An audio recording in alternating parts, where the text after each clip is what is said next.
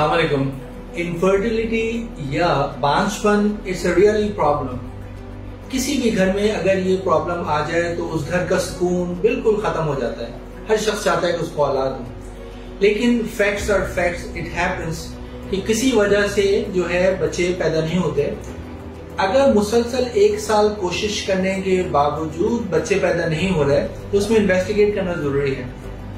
50-50% औरत में और मर्दों में चांसेस होते हैं, तो दोनों को इन्वेस्टिगेट करना जरूरी होता है। मर्दों में प्रॉब्लम को सॉल्व करना या मालूम करना ज्यादा आसान होता है, क्योंकि हम सीमेन एनालिसिस करके मालूम कर सकते हैं या तो वो बिल्कुल स्पर्म्स नहीं बना रहे या बना रहे हैं लेकिन कम बना रहे हैं, 20 मिलियन से कम बना रहे हैं, तो उसको हम एजोस्पर्मिया कहते हैं।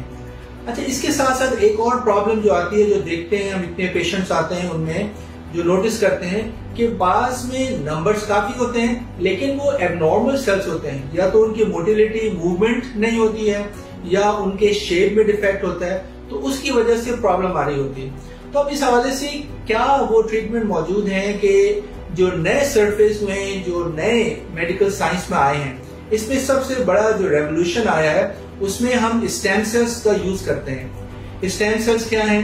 स्टेम सेल्स जो है हमारी बॉडी के वो सेल्स हैं जो बच्चा जब पैदा होता है तो उसमें मैक्सिमम नंबर में होते हैं और तमाम ऑर्गन्स को डेवलप करने में हेल्प करते हैं, लेकिन जो हमारी एज बढ़ती है तो उनका नंबर बहुत कम हो जाते हैं। तो हम क्या करते हैं कि आपकी की बॉडी से स्टेम सेल्स निकाल के आपकी जो स्पर्म फॉर्मिंग ऑर्गन्स या आपके टेस्टिकल्स होते हैं उसमें इंजेक्ट करते हैं।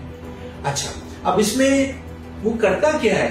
तो स्टेम सेल्स की कुछ खुसूसियात हैं कि अगर वहां इन्फ्लेमेशन है तो उसको वो सही कर दे, अगर इम्यूनोलॉजिकल डिसऑर्डर है तो उसको भी वो वहां ट्रीट करे, और इसके साथ साथ वो क्या करता है कि आपकी जो सेल्स की कमी है उन सेल्स को बढ़ाता है। फॉर एग्जाम्पल, आपके सेल्स कम है, 20 मिलियन या उससे भी कम है, तो वो उनके नंबर्स को बढ़ाएगा और बढ़ा के जो इतने इनफ कर देगा कि जिसकी वजह से आपका चांस बढ़ जाएगा कि आपकी इनफर्टिलिटी की प्रॉब्लम सॉल्व हो। दूसरी बात, अगर आपके सेल्स एबनॉर्मल हैं, उसमें छोटा पोर्शन जो है नॉर्मल सेल्स का है, तो अगर आप आपके नंबर्स बढ़ा दें तो उसमें total number of normal sales भी बढ़ जाएंगे और उसके साथ साथ जो है वो आपकी चांसेस बढ़ जाएंगे कि आप जो है वो फर्टिलाइज कर सके। तीसरी चीज वेरी इंपॉर्टेंट कि उसमें आपको रिपोर्ट शो करिए कि उसमें कोई सेल्स नहीं है।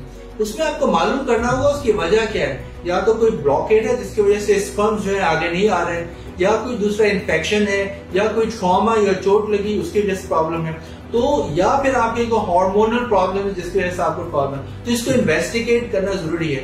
तो जरूरी नहीं है कि आप जो है सिर्फ वाइटामिन्स लें। Vitamins are not medicine, because for a treatment you need medicine. दूसरा, medicine we don't have enough good medicine कि जो उसको ट्रीट करके सही कर दें, वरना बहुत आसान हो जाता। और तीसरा, हर चीज का इलाज जो है IVF नहीं है कि बस नहीं हुआ IVF, इट्स सो कॉस्टली, और उसमें भी जो है 20 to 30% चांसेस होते हैं कि आप सक्सेसफुली उससे फर्टिलाइज हो जाएं या आपका काम हो जाए। तो उस हवाले से हम आपको बताना चाहते हैं कि आप आइए और स्टेम सेल्स को एक्सप्लोर करें और देखेंगे किस तरह आपको हेल्प करके आपके प्रॉब्लम को सॉल्व कर सकते हैं। शुक्रिया।